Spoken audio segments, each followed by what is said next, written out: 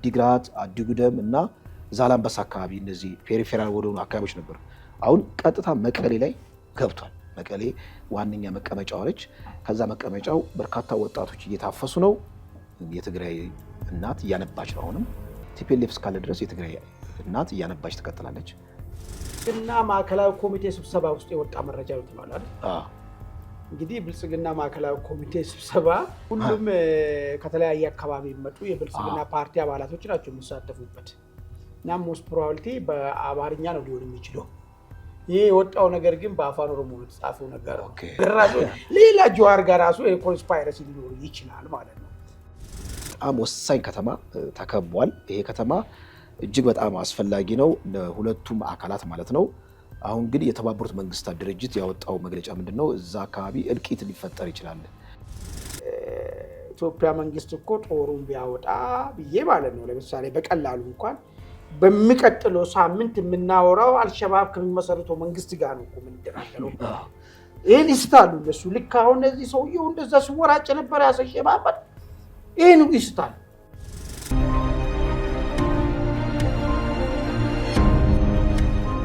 ለመላው ቤተሰብ ደረጃውን የጠበቀ የመኖሪያ መንደር እንዲሁም ነግዶ ለማትረፍ አሊያም ለማከራየት ታስበው እየፈለጉ ነው? ይህ ትክክለኛው ጊዜና እርሶን የሚመጥን ቦታ ነው። እንደ ወትሮ ለደንበኞች ጥያቄ ተገቢ መልስ የሚሰጠው ድርጅታችን አሁንም ለመጨረሻ ጊዜ የንግድ ሱቆችን በደራችሁ መሃል መርካቶ አሊያም የመኖሪያ ቤቶችን ባሸበረቀችው ፒያሳ ሲያቀርብሎ በታላቅ ደስታ ነው። ደረጃውን የጠበቀ የንግድ ሞል በመሃል መርካቶ በ11 በ16 በ22 እና በ32 የካሬ ስፋት በፈለጉት የወለል አማራጭ በ440 ብር ቅድመ ክፍያ አሊያም በ1.7 ሚሊዮን ብር ጠቅላላ ክፍያ ጀምሮ በቅናሽ መግዛት ይችላሉ። የምንሸጥላችሁ ሱቅ ደረጃቸውን የጠበቁ የጋራ መገልገያዎችን ያሟላ ሲሆን ሞሉም በኔት ኤሪያ ብቻ በመረጡት ወለል ላይ በመሆኑ ልዩ ያደርገዋል። የእርሶ ፍላጎት የመኖሪያ ቤት ከሆነም ውስን ቤቶች በቀሩን በታሪካዊቷ መሃል ፒያሳ ከባለ 1 እስከ ባለ 3 መኝታ በፈለጉት የወለል አማራጭ ማግኘት ይችላሉ። ልብ ይበሉ፣ ይህ የማይደገም ዕድል ለሚቀድሙ 20 ደንበኞች ብቻ ስለሆነ ፈጥኖ በድርጅቱ ስልክ በ099333 777 ላይ ፈጥነው ይደውሉ። ሰላም ጤና ይስጥልኝ ውድ ተመልካቾቻችን፣ የዕለታዊ ዝግጅታችንን ጀምረናል። እንደተለመደው ሀገራዊና ቀጠናዊ ብሎም ዓለም አቀፍ አጀንዳዎችን ወደ እናንተ እናደርሳለን። ከወደ ትግራይ የተሰማው መረጃ በጣም አስደንጋጭ ነው። በትግራይ ውስጥ የተጧጧፈ አፈሳ እየተካሄደ ነው። እናቶች በለቅሶ ልጆቻቸውን ለመመለስ ቢሞክሩም የቲፒኤልኤፍ ዋነኛ አመራሮች ምንም አይነት ርህራሄ ሊያሳዩ አልቻሉም። ስለዚህ ይህ ጉዳይ ወዴት ያመራል የሚለው ነገር በደንብ በስፋት እንሄድበታለን። ሌላው መረጃችን ወደዚህ ወደ ሶማሊያ ጎረቤት ሀገር የኢትዮጵያ ሰላም አስከባሪ ኃይል ያለበት እንግዲህ የበጀት ድጋፉ ሊቋረጥ ነው፣ አሜሪካ ልታቋርጥ ነው የሚል ነገር ነው። ይሄ ብዙ ምስቅልቅል ሊፈጥር ይችላል በቀጠናው ላይ። ኢትዮጵያንም ይመለከታታል፣ እንዲሁም ደግሞ አሜሪካንም ይመለከታል። ይሄም እንግዲህ ከቀጠናው አንጻር ከኢትዮጵያ አንጻር ምን አንድምታ አለ የሚለው ነገር እንመለከተዋለን። ከወደ ሱዳንም የተሰማ መረጃ አለ። ይህን መረጃና ሌሎች አጫጭር መረጃዎች ወደ እናንተ እናደርሳለን። እንደተለመደው ቻናላችን ላይክና ሰብስክራይብ እያደረጋችሁ እንድትቆዩ ከባልደረባዬ አማኑኤል መንግስቱ ጋር ከወዲሁ እንጠይቃችኋለን። አብራችሁን ቆዩ። አማን እንዴት ነህ? ሰላም ደህና እንዴት ነህ? እስቲ ወደ ትግራይ ከመሄዳችን በፊት እንደው አጥር ባለመልኩ ለመንደርደሪያ ያህል ይህን 2 ቀን በጣም አጀንዳ ሆኖ የነበረው የክልል መፍረስ አጀንዳ ነው። ብልጽግና እንግዲህ ጥብቅ ከሆነ ስብሰባ ሾልኮ የወጣ የሚል ነገር ነው። ጀዋር ናቸው በጣም እንግዲህ ሰማይ ላይ በደንብ ያጦዙት። በእርግጥ በጣም የዜግነት ፖለቲካን ለሚያቀነቅኑ የኢትዮጵያን አንድነት ቀናይ ፍላጎት ያላቸው ዜጎች ቢሆን በጣም የሚመኙት ነገር ነው ያ አጀንዳ። ነገር ግን ለብሔር ኃይሎች በጣም አስደንጋጭ ነው። እስቲ በኮንስፓይረሲ ብንተነትነውስ? ለምሳሌ አይተህ ከሆነ ጦር ሜዳ ላይ በአብዛኛው ጊዜ ምን ይደረጋል? ልክ ባላጋራ እንዲሰማው ተደርጎ ሬዲዮ እንዲጠለፍ ያደርጉታል። ፍሪኩዌንሲውን ላላ ያደርጉትና ሬዲዮ ከተጠለፈ በኋላ ከዛ ይሄ ባላንጣ ወይም ጠላት በዛ መረጃ ተነስቶ ውጊያ በሚከፍትበት ጊዜ ሽንፈት የሚገጥምበት ሁኔታ አለ እና ምናልባት እንግዲህ ብልጽግና ለነ ጀዋር አይነት በጣም ሴንሲቲቭ ለብሔር ፖለቲካ ሴንሲቲቭ ለሆኑ ኃይሎች እንደው መረጃ ሊክ እንዲያደርግ ሆን ብሎ ከዛ በኋላ አየሩን ለመሰለል ተጠቅሞበት ቢሆንስ የሚል ነገር በአንድ በኮንስፓይረሲ ቲዮሪ ልንተነትነው እንችላለን። ሁለተኛ ያለው ዶሚኖ ኢፌክት ምንድን የሚያመጣው ለውጥ ደግሞ ታውቀዋለህ። በጣም እዚህ ሀገር በወያኔ ሰራሽ በብሔር ፖለቲካ ላለፉት 30 ዓመታት ማለት ነው የተኮተኮተ ትውልድ አለ፣ ኢሊት አለ። ይሄ ኢሊት እንደ አውሬ ነው ሊበላ የሚችለው ማለት በአንዴ ይሄ ነገር ማድረግ ምናልባት ከጠርሙስ ውስጥ ጂኑ ሊወጣ ይችላል ተብሎም የሚፈራ ነገር አለና በብልጽግና መንደር ወይም በብልጽግና ወገን የተሰማ ነገር የለም። በእርግጥ ይሄ ሊክ ያደረገው መረጃ እውነት ከሆነ ብዙዎች ማለት የምንደግፈው አይነት ጂኦግራፊካል ፌዴራሊዝም፣ ዜግነት ተኮር ፖለቲካ፣ ብሔርም አይጨፈለቅም ዜግነትም አይጨፈለቅም፣ በጣም ባላንስድ በሆነ መልኩ ሀገርን የማስተዳደር የማዋቀር ሂደቱ በእርግጥ በዛ መልኩ ከሆነ እሰየው የሚያስብለው። ነገር ግን እኔ ምናልባት እንደው መንግስት እንደው እስቲ ልሰልለው አጠቃላይ ኢንቫይሮንመንቱን ብሎ እንደው ሊክ አድርጎትም ቢሆን የሚል ነገር ጥርጣሬም አለኝ። የተወሰነ ሀሳብ ካለ እስቲ ጀዋር የለጠፈውን አይቼዋለሁ። የተባለው ነገር ግን አሁን አንተ ያልከውን ጥርጣሬ ሊፈጠር የሚችል አንድ ልጅ ቀዳዳ መንገድ ልንገርህ። በብልጽግና ማዕከላዊ ኮሚቴ ስብሰባ ውስጥ የወጣ መረጃ ነው የተባለው አይደል? እንግዲህ ብልጽግና ማዕከላዊ ኮሚቴ ስብሰባ ገበያ አይደለም፣ ሁሉም ከተለያየ አካባቢ የሚመጡ የብልጽግና ፓርቲ አባላቶች ናቸው የሚሳተፉበት እና ሞስት ፕሮባቢሊቲ በአማርኛ ነው ሊሆን የሚችለው። ይህ የወጣው ነገር ግን በአፋን ኦሮሞ የተጻፈው ነገር ነው። እኔ እሱ ላይ ጥያቄ አለኝ። ምናልባት ይሄ የተባለው ከብልጽግና ማዕከላዊ ኮሚቴ ወጣ የሚለው ነገር ራሱ እሱ ትክክለኛ መረጃ አይመስለኝም። ከሆነ ሁሉም ከአማራ ክልልም ከአፋርም ከደቡብ ከማዕከላዊ ኢትዮጵያ ምናምን ከሚባሉ ከተለያየ ቦታ ከሶማሌ ክልል ምናምን ሁሉ ይመጣሉ አይደል? የግድ እነዚህ ሁሉም አፋን ኦሮሞን አይችሉም እና ቁቤና አነብም። ስለዚህ ይሄ ሊሆን የሚችለው ሰነዱ ሊሆን የሚችለው በብልጽግና ማዕከላዊ ኮሚቴ ውስጥ ሳይሆን የኦሮሚያ ካድሬዎች ተወያዩበት ይመስለኛል። ቅርብ ጊዜ አዳማ ላይ ካድሬዎች ውይይት አድርጓል። ሊሆን የሚችለው እንደዛ ነው የሚሆነው። ግን ይሄ ራሱ ጀዋር በዚህ ደረጃ ለምንድን ነው ገለጸ የሚለው ነገር ራሱ ሌላ ጀዋር ጋር ራሱ ኮንስፓይረሲ ሊኖር ይችላል ማለት ነው፣ ወደ ኮንስፓይረሲ የምንገባ ከሆነ። ነገር ግን ስለ ጉዳዩ ግን ካየነው ምን ያህል አሳማኝነት ነገር አለው፣ ለአሳማኝነትና ሆን ተብሎ የተለቀቀ ነገር ለመሆኑ ምን ያህል ነው የሚለውን ነገር አንደኛ ስላይዱን አይቼዋለሁ። ደንበኛ ስላይድ ነው። በደንብ ዋዜማም የሆነ ዘገባ ሰርተዋል። እዛ ስላይድ ላይ የተቀመጠውን መንግስታዊ መዋቅር የታጠፉ በቢሮ ኃላፊ የነበረውን ወደ ኮሚሽነር የተመጡት ምናምን እሱ ዝርዝር እዛ ላይ ነበር። ከዛ ውስጥ ተቀነጨበ ነው አገኘው ብሎ የሰራው ነገር ማለት ነው። ስለዚህ እነዚህን አሁን ለካድሬ በእንደዚህ ደረጃ ገለጻ አድርጌ ሌላ ነገ ለዲሴፕሽን ነው ጠላትን ላታልን ነው ብለ ማምለጥ የሚችልበት ነገር ያለ አይመስለኝም። ዝርዝር ዝግጅት ነው የተደረገበት ስላይዱ ላይ ያለው ነገር ማለት ነው። ስለዚህ እኔ እሱ ማታለያ ይሆናል ብዬ አላስብም። ከዚህ በፊት ደግሞ ሰምተህ ከሆነ ጭምጭምታ ነበረ። ጭምጭምታውን በክላስተር ነበር። እሱን ክላስተር ነው አሁን ጎላ በሚል ወይ ደግሞ ጎሎተ ኦሮሚያ በሚል ነገር የመጣ ወይ ደግሞ እንዳው አቻውን አላቅም የኦሮሚያ ጓዳዎች እንደማለት አይነት ነገር ተደርጎ ቢወሰድ የተዋቀሩ አወቃቀሩ የዛኑ ያክል የኔ ክላስተር ተብሎ የመጣው ነገር ነው ማለት ነው። እኛ ይሄ እንትን የሚል አይመስለኝም፣ ያሰት አይመስለኝም፣ የሳስበው የማታለያ ነገር አይመስለኝም። መንደርደሪያው ነው አሁን የተደረገው ለአስተዳደር ምቹ እንዲሆን ተደርጎ ነው። ይሄ ብዙ ጊዜ እኛ እናነሳለን። ፌዴራሊዝም ላይ ያለው ደግሞ ጥያቄ ጸስ ብሎ ከሚያነሱት ውስጥ ለአስተዳደር ምቹ አይደለም አሁን ያለው ፌዴራሊዝም። ይሄ ሌላው ነገሩ እንዳለ ሆኖ ከአስተዳደር ፐርስፔክቲቭ ካየን ምቹ አይደለም። ሰው 700 ኪሎ ሜትር ፌዴራሊዝም ማለት እኮ አስተዳደርን በአቅራቢያ ማግኘት ማለት ነው፣ ቅርብ ማድረግ ነው አይደል? አሁን 750 ኪሎ ሜትር ሄደ ዳኝነት የምታገኝበት አስተዳደር ነበር። አሁን ግን የተባለው ነገር ጎላዎች ወይ ደግሞ ጓዳዎች ሲመጡ በ200 በ300 ኪሎ ሜትር ራዲየስ ውስጥ ችግርን መፍታት የሚችልበት ሁኔታ ነው ያለው ማለት ነው። ያ ለምርታማነትም ጥሩ ነገር ነው ይሄ ነገር ማለት ነው። በጣም ከዛ ውጪ ይሄ በፊት የነበረውን የባለቤትነትና መጤ የሚባለውን ኮንሰፕትን ይሰብራል። ባይዞ ለብሔርተኞች ራሳቸው ጠቀሜታ አለው። ምን አለ ወሰ ጠቀሜታ ክልሉ አሁን ይሄ የዋቀረው ክልል ችግር እየፈጠረ ነው። አሁን ሶማሌ ነው ሰዳት አንድ ቋንቋ አንድ ሃይማኖት አንድ እንትን ያላቸው ብሔር ያላቸው ጎሳዎች ናቸው አይደል? አዳይ እንትን የሚፈጥረው አዳይ ብሔሮች አዳይ አገዛዝ ማለት ዊዘን ክልል እንትና ክልል ሌላ ችግር ነው የተፈጠረ ያለው።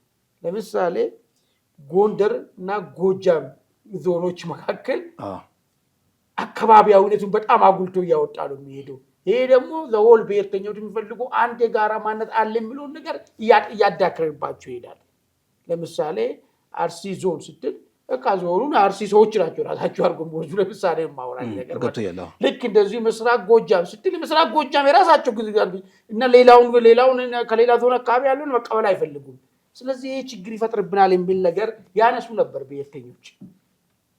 ይሄንን ምንፈታ ይመስለኛል ይሄኛው ነገር አሁን በዚህ ሰብሰብ የተባለበት ሂደቱ ይሄንን ሊፈታ የሚችልበት ሁኔታ ያለው ይመስለኛልና እኔ ከሐሰትነቱ እውነተኛቱ ያመዘንብኛል ነገሩ ማለት ነው። ለምን የመንግስት ደጋፊ የሆኑ አክቲቪስቶችም ይሄን ጉዳይ ያነሱት ነው ያለው። አሰር ቢሆን ካውንተር ያደርጉ ነበር፣ ደግፎ ነው ይሄን ነገር ሲናገሩ ነበር ያሉት ማለት ነው። ከኪሱ አውጥተው ብለው ምናልባት ሊሞግቱ ይችላል ነበር። እንደዛ ይቻል ነበር፣ በደንብ ይረባረቡበት ነበር። ስለዚህ እውነተኝነቱ አመዛኝ የሚሆን ይመስለኛል። በጣም ግሩም ልደቱ ያላቸው የፖለቲካ ስብዕና ታውቀዋለህ። በጣም ኤሎከንት ነው፣ በጣም ኦራተር ነው። ሀሳብ አደራጅቶ ይገልጻል። ግን ክሪቲካል ማሱን አድሬስ ማድረግ ይችላል፣ ኢንፍሉዌንስ ማድረግ ይችላል ወይ የሚለው ነገር ጥያቄ ምልክት ውስጥ ይገባል። እና የነ ጀዋርም በነ ልደቱ ደረጃ የፖለቲካ ስብዕናቸው በዛ ደረጃ በጣም ባያሽቆለቁልም ስቲል እኔ ኢንፍሉዌንስ ያደርጋሉ ማለት ማሱን ልክ ከዚህ በፊት እንደነበረው በብሔር ኃይል ማለት ነው ሞቢላይዝ አድርገው የሆነ ተጽዕኖ ያሳድራሉ የሚለው ነገር ስቲል አሁንም እኔ ጥያቄ ምልክት ውስጥ ምከተው ነው። ምናልባት ሌላ ሙግት የሚያስነሳ ነገር ነው፣ ወደ ሌላ አጀንዳ ሊያስገድኝ ይችላል። ስለዚህ ወደ ሁለተኛው አጀንዳችን ምን ይሻላል? ሁለተኛው አጀንዳችን እንግዲህ የትግራይ ጉዳይ በጣም ከጊዜ ወደ ጊዜ ከድጥ ወደ ማጡ ነው። በጣም የሚያሳዝን ነው። እስቲ በሁለት መልኩ ልክፈለው። አንደኛው አጠቃላይ ይሄ ለዘመቻው ዝግጅቱ ተጠናቋል። እየታሰበ ያለው ከ3 ሳምንታት በኋላ ነው እንግዲህ እነዚህን አሁን የሚታፈሱ ወጣቶችን ወደ ትግል አውድ እንግዲህ ጭዳ ለማድረግ የታሰበው። ከ3 ሳምንታት በኋላ እንግዲህ አፈሳው ለ3 ሳምንታት ከሆነ የሚያስፈልገው ከ3 ሳምንታት በኋላ ጦርነት ለሚካሄደው ከተፈለገ ሂውማን ዌቭ ነው። ስኪልድ የሆነ ተዋጊን በ3 ሳምንት ማብቃት አይችልም። አይደለም በ3 ሳምንት በ4 ወር 6 ወር ራሱ በጣም ይከብዳል። ስለዚህ ከ3 ሳምንታት በኋላ ነው የሚሉት እንግዲህ የቲፒኤልኤፍ ቅርብ የሆኑ የመረጃ ምንጮች ማለት ነው። እና ሬሽኖች ተዘጋጅተዋል። 80 በመቶ የሚሆነው ሬሽን ተዘጋጅተዋል የሚለው ወደ ማዕከላዊ ወደዚህ ሬሽን ወደ የሚቀርብባቸው ወደ ማዕከል በከባባድ መኪናዎች ወደዛ እየተጠራቀሙ ነው የሚል ነገር ነው። አንደኛ ይሄ ነው። እንትኑን በተመለከተ ዝግጅቱን በተመለከተ ማለት ነው። በ5 አቅጣጫ ነው ቲፒኤልኤፍ ጦርነት ለመክፈት ያሰበው። ይህን ጦርነትም እንግዲህ ከሊቅ እስከ ደቂቅ በማፈስ ወደ ካምፕ በማስገባት በሂውማን ዌቭ እንደለመደው የትግራይ ህዝብን በሙሉ ጭዳ አድርጎ ምን አይነት የፖለቲካ ትርፍ እንደሚያገኝ እስቲ የምንመለከተው ነው። በጣም አስቸጋሪ ነገር ነው።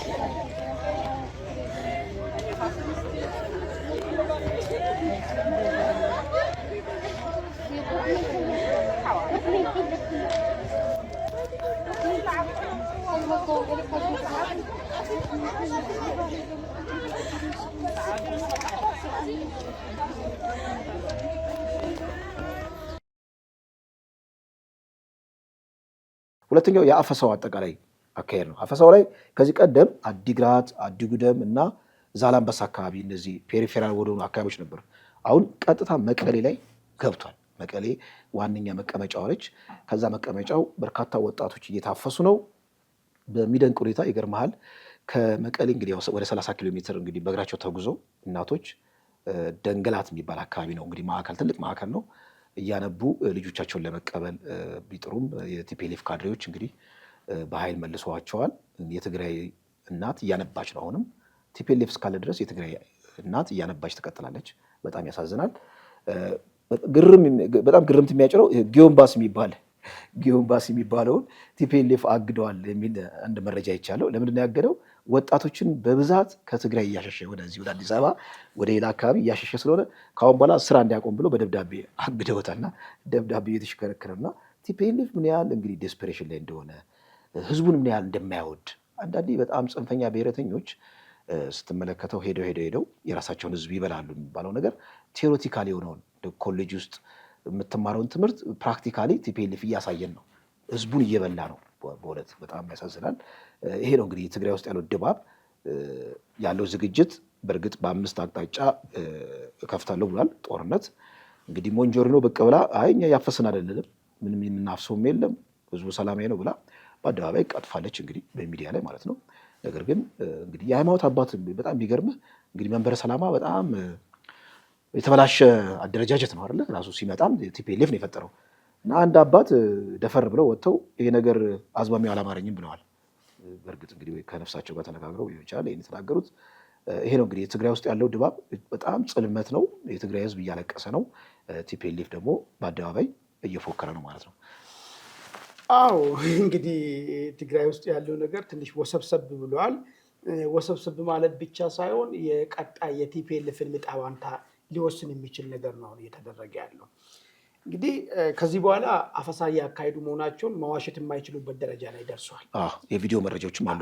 ለዛ ግን እየሰጡት ያለው መልስ ምንድን ነው የሚለውን ነገር ነው። መልሱ የህልውና አደጋ ተከበናል፣ ሞንጆሪኖም ስለ ነበረ ተከበናል። ስለዚህ ይህንን ከበባ ደግሞ የሁሉም የትግራይ ግዴታ ነው አይን ነገር የሚል ነገር ነው ያናጡት። አንዳንድ ደግሞ የሚገርም ነገር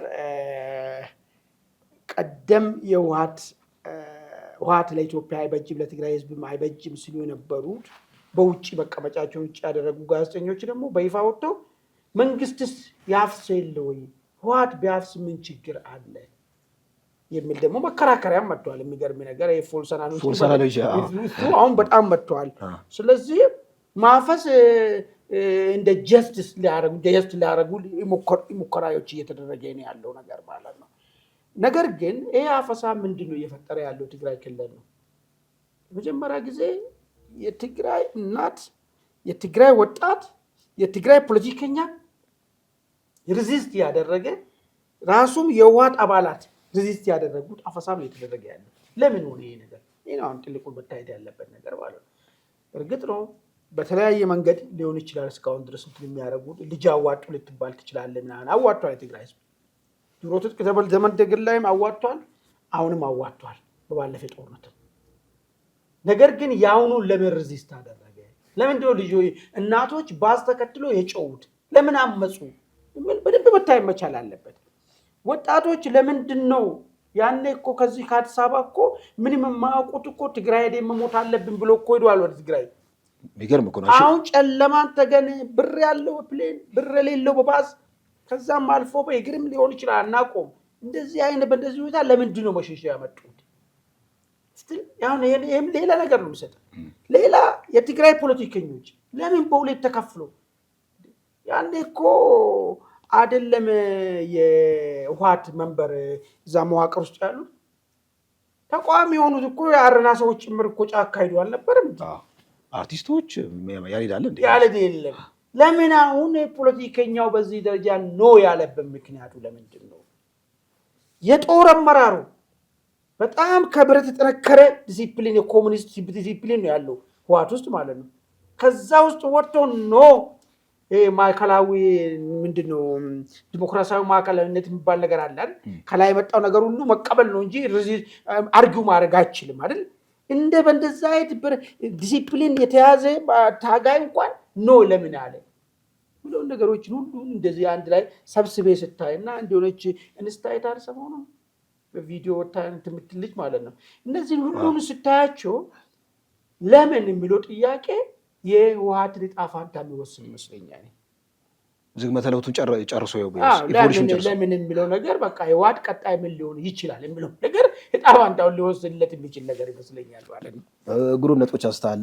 ለምንድነው ቲፒኤልኤፍ ሽግግሩ በዚህ ደረጃ ለምን ሆነ? ለምሳሌ በህዝቡ ዘንድ እንዳልከው በፍላጎት አርቲስት በለው የኪነ ጥበብ ሰው በለው ማንኛውም የሃይማኖት ሰው በለው በሙሉ ከሊቅ እስከ ደቂቅ በሙሉ ማለት በሂውማን ዌቭ ለትግራይ ኮዝ ጭዳ ለመሆን ዝግጁ ነበር በዛ ጊዜ። አሁን ደግሞ ተቃራኒ ነው እያየን ያለ ነው። እንደውም እያመፁ ነው የሚል ነገር መረጃ ወጥቷል።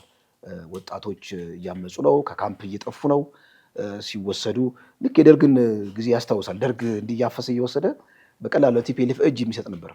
ኢቭን እንዲያፍሰ ራሱ እኮ ጦርነት ውስጥ ራሱ ብትወስደው ራሱ ምንም እኮ የሚያመጣ ነገር የለም። ዋናው እንትኑ ከሌለ ማለት ነው፣ ፍላጎቱ ከሌለና ጥንካሬ ከሌለ። ሌላ በጣም ኢምፖርታንት ነጥብ ያነሳው ይሄ ተከብናል የሚለው በነገራችን ተከብናል የሚለው ይሄ ሲጅ ሜንታሊቲ የብሔረተኞች መዝገበ ቃላት የትኛው ብሔረተኛ መዝገበ ቃላት ላይ የምታገኘው ነው። ተከብናል የመጀመሪያው የብሔረተኛ የመነሻ የትግል መነሻው ነው። ከተከብናል ነው ከዛ በኋላ ወደ ትግል የሚሄደው። እንግዲህ አደጋ ውስጥ ነው ያለው። ከሌ ሊበላ ነው ከሌ ብሔር ወይም ከሌ የሆነ ቡድን ሊያጠቃ ነው የሚለው ነገር ሲጅ ሜንታሊቲ የብሔረተኞች ዋነኛ መፈክራቸው። በዚሁ ወደሚቀጥለው መረጃ እናምራ። ሶስተኛው መረጃ ወደ ጎረቤት ሀገር የጎረቤት ሀገር አይባልም ያው የራሳችንም ጉዳይ ስላለበት ከታህሳስ ጀምሮ የአሜሪካ መንግስት እንግዲህ ትራምፕ ቀጥታ ለዚህ ለአፍሪካ ዩኒየን ደብዳቤ ጽፈዋል። ወይም የአሜሪካ መንግስት ደብዳቤ ጽፏል። የጻፈው ምንድነው? ለዚህ ለሰላም አስከባሪ የሚለውን በጀት ከታህሳስ ጀምሮ እናቋርጣለን ብለዋል። ይህ መቋረጡ ብዙ አንድምታ አለው። አንደኛው አንድምታ ምንድነው? እዛ አካባቢ ያለው የአልሸባብ እንቅስቃሴ እንደ አዲስ ያንሰራራል። እንደውም አሁንም እያንሰራራ ነው። አንዳንድ ቦታዎችን እየያዘ ነው። ማዕከላዊ መንግስቱ የሶማሌ ማዕከላዊ መንግስት ምን አድርጓል? ወደ ፑንትላንድ አካባቢ ጦሩን ልኮ ነበርና ጦር በላከበት ጊዜ የፑንትላንድ አንቀበልም ልክ ቲፒኤልኤፍ እንደሚያደርገው ማለት ነው።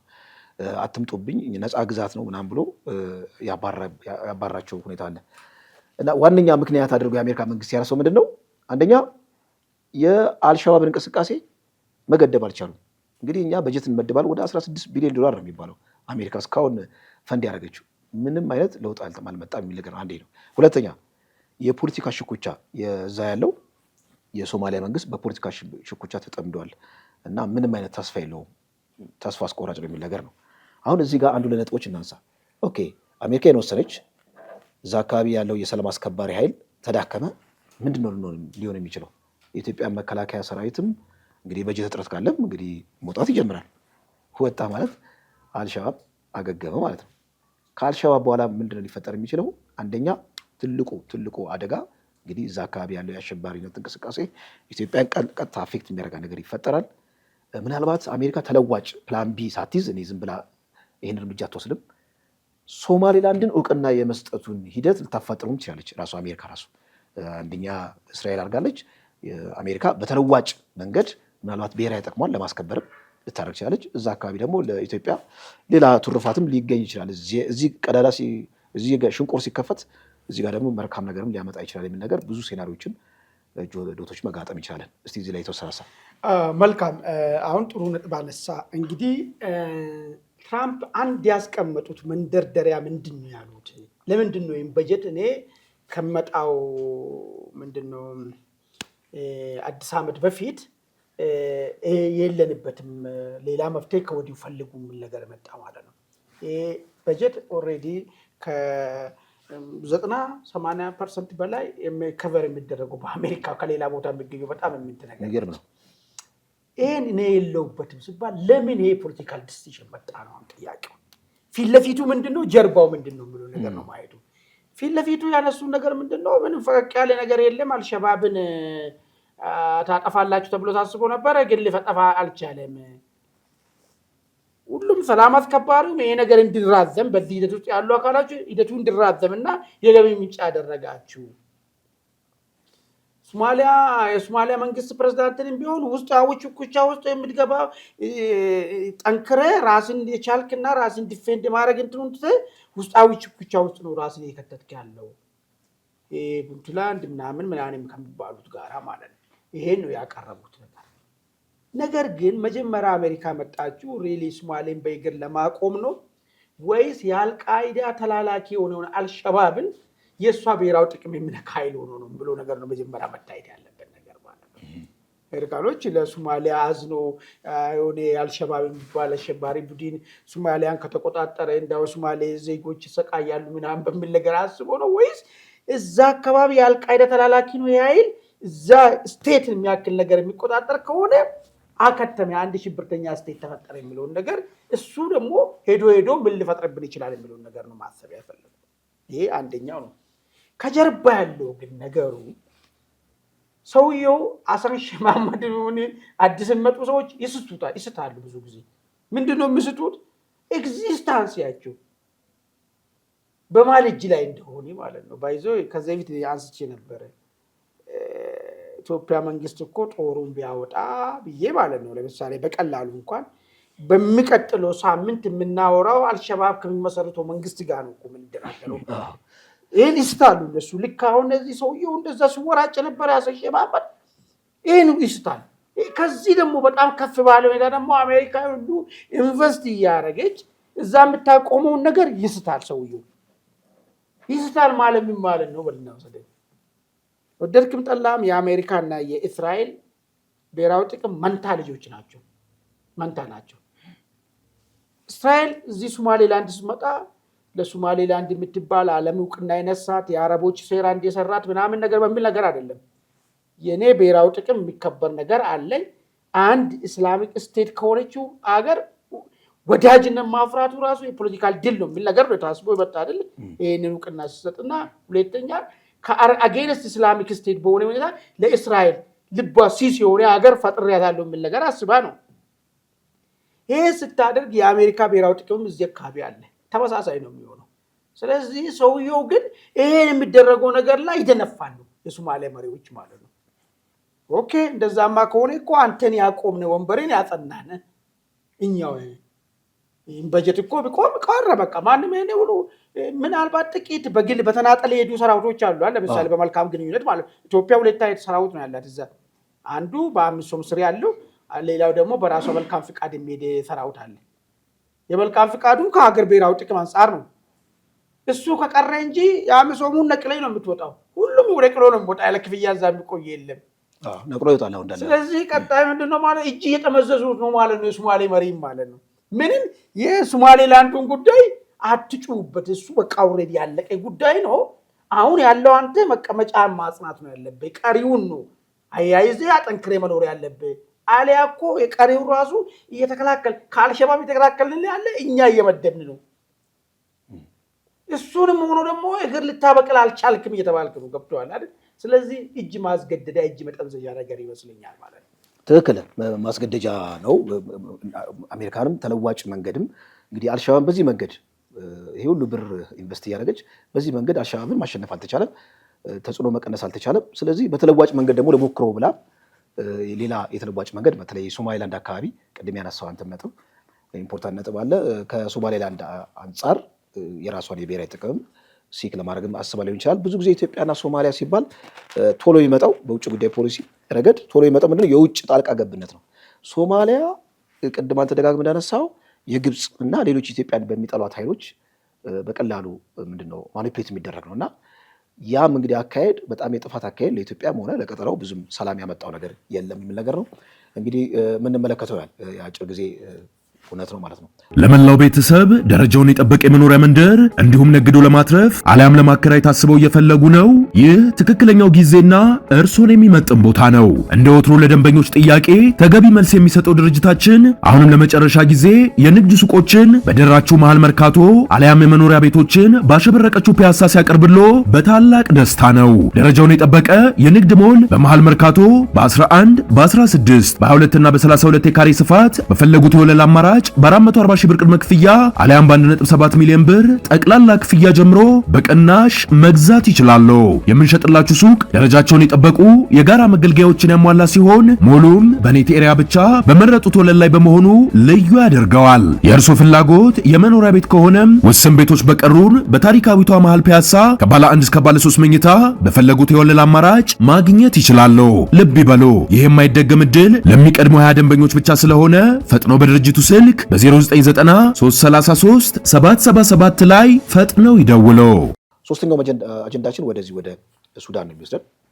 ሱዳን እንግዲህ አልኦቤድ የተባለ በጣም ወሳኝ ከተማ ተከቧል። ይሄ ከተማ እጅግ በጣም አስፈላጊ ነው ለሁለቱም አካላት ማለት ነው። አሁን ግን የተባበሩት መንግስታት ድርጅት ያወጣው መግለጫ ምንድነው? እዛ አካባቢ እልቂት ሊፈጠር ይችላል። የከበበው ደግሞ አርኤስኤፍ ነው። አርኤስኤፍ እልቂት ሊፈጥር ይችላል። ከዚህ ቀደም ዳርፉር አካባቢ የተከናወነውንም እውነትም በማንሳት ይሄም እንግዲህ እልቂት ይፈጠራል ብሎ ማስጠንቀቂያ አዘል መልእክት እንግዲህ እያስተላለፈ ነው። አርኤስኤፍ እንግዲህ ያን ቦታ የያዘ ማለት በብዙ ረገድ የጦርነቱን ላንድ ማፕ ይቀይረዋል። ያን አካባቢ ከተቋጠረ ማዕከላዊ ምዕራብና አጠቃላይ ወደ እዚህ ምስራቅ ያለውንም አካባቢ ለመቆጣጠር ይመቸዋል ማለት ነው። አልኦቤድ ማለት የዚህ የኮርዶፋ የሚባለው የኮርዶፋ አካባቢ ዋና ከተማ ነው። እንግዲህ 3 ዋነኛ የትግል ቦታዎች አሉ አይደል? የብሉ ናይል ኮምሩክ ነው ዋና ከተማው። ከዛ ደግሞ ይሄ ማዕከላዊ ደግሞ አካባቢ ያለው የኮርዶፋ ደግሞ አልኦቤድ እና እንዲሁም ደግሞ የዳርፉር አካባቢዎች አሉ። ጦርነቱ አክቲቭሊ በዚህ አካባቢዎች ነው የሚሆነው ማለት ነው። ይሄ የተከበበው እንግዲህ እልቂት ከተፈጠረ በጣም አደገኛ ነው። አደገኛነቱ ደግሞ ምናልባት ሱዳን ውስጥ ያለው ኮንሲኩዌንስ የራሱ የሆነ እንግዲህ ኢምፓክት አለው ለኢትዮጵያ። እንደምታውቀው ኢትዮጵያም የራሱ የሆነ እንደ መውጫ ያዝነው አድማጭ ተመልካቾቻችን በተለይ መንግስትን በሚቃወሙ የዲጂታል አውታሮች በጣም የተሽከረከረ ያለ መረጃ አለ። እዚህ አማራ ክልል ድሮን ተከስክሷል የሚል ነገር ነው። እስካሁን እንግዲህ አማራ ክልል ባለው ግጭት ውስጥ የድሮን መውደቅ ተሰምቶ አያውቅም። ጎረቤት ሀገር ሱዳን ነበረ ተከሰከሰ ሲባል የነበረው። ምን አይነት ድሮን ነው? እንግዲህ ብዙ አይነት ድሮኖች አሉ። አንደኛ ኢትዮጵያ ውስጥ የሚመረተው የአጥፎ ጠፊ የሚባለው ድሮን አለ፣ እሱ ነው ወይስ ደግሞ እነዚህ በጣም ዘመናዊ የሆኑ ከቱርክ ከኢራን የሚመጡ ድሮኖች ናቸው የሚለው ነገር በደንብ እንግዲህ የሚጣራ ነገር የለም ማለት ከገለልተኛም የተገኘ መረጃ የለም። መረጃው ግን በጣም በዚህ በዲጂታል አውታሩ ሲሽከረከር ተመልክተናል ማለት ነው። ለዛሬ የያዝነው መረጃ በዚሁ ያበቃል። በሚቀጥለው ዝግጅታችን እስከምንገናኝ ድረስ ቸር ቆዩን።